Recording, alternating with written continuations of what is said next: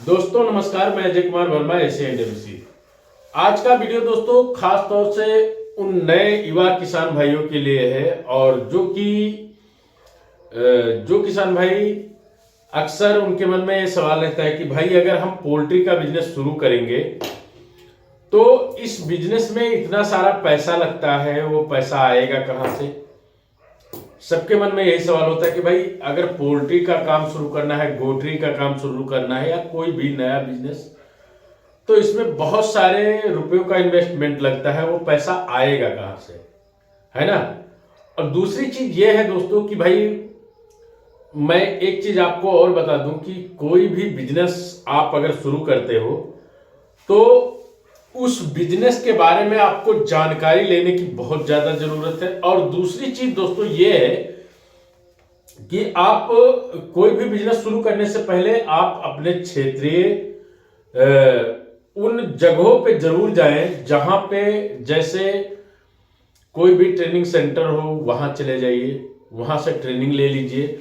या अगर वहां नहीं जा पा रहे हो तो 5-7 दिन की ट्रेनिंग होती है आपके कृषि विज्ञान केंद्रों में, वहां चले जाइए, वहां से ट्रेनिंग ले लीजिए। क्योंकि दोस्तों ये सारी चीजें मैं क्यों कह रहा हूं, ये आगे वीडियो में मैं बताने वाला हूं आपको डिटेल में।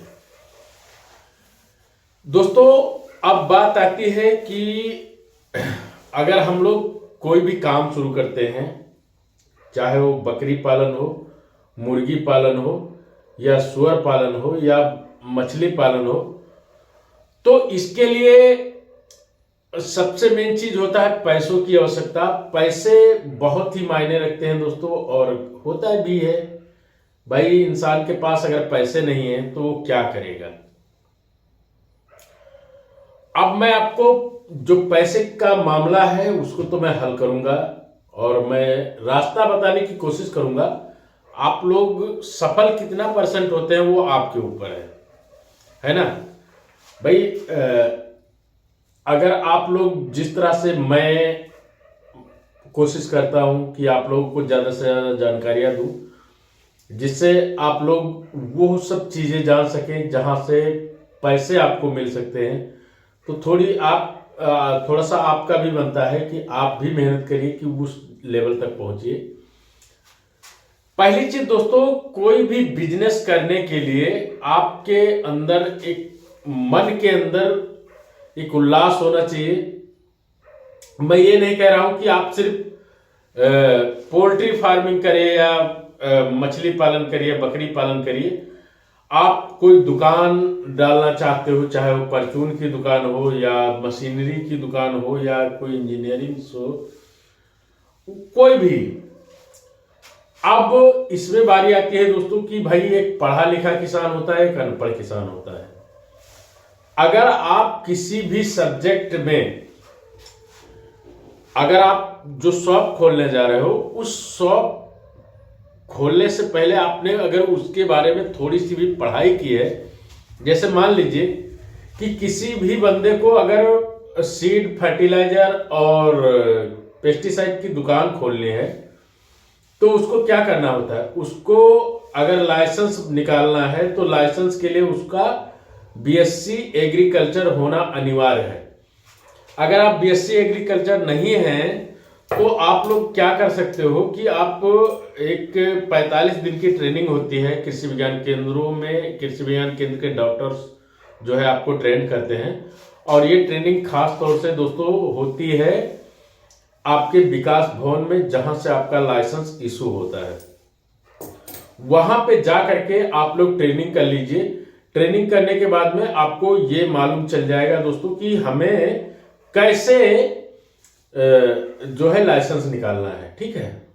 उसका जो आप 4 साल में पूरा करते हो वो 45 दिन के अंदर आपको बताया जाता है, आप किसी भी सब्जेक्ट से। लेकिन हाँ, इसमें भी एक बॉन्ड है, वो है कि आपका जो शिक्षा हो वो स्नातक में आप बीएससी किए हो, लेकिन उसके साथ में केमिस्ट्री होना जरूरी है।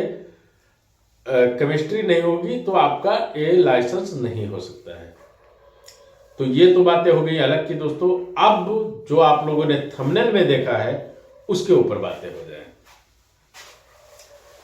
दोस्तों। सरकार की एक वेबसाइट है और वेबसाइट पे बहुत सारे किसान भाई मेरे नहीं पहुंच पाएंगे, इसलिए वेबसाइट को मैं खत्म करता हूं।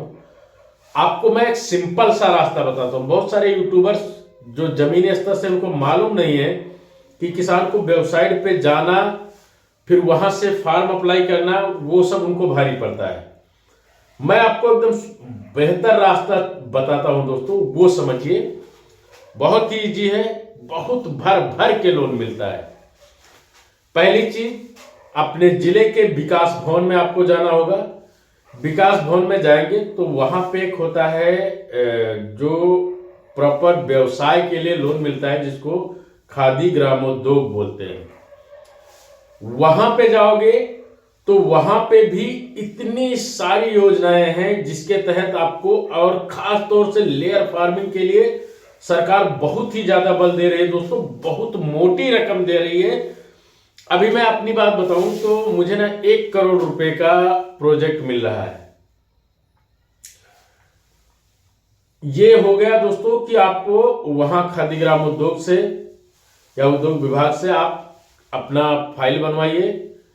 फिर आपकी फाइल जो है बैंक में आएगी और बैंक में आपको थोड़ा सा, अगर आपके पास सच में मनोबल है काम करने का और थोड़ा सा पैसा है तो आप जरूर सक्सेस हो सकते हैं। दूसरा, अगर ये नहीं करना है तो आप सीधा चले जाइए जहां पे आपके जिले के पशु अधिकारी होते हैं।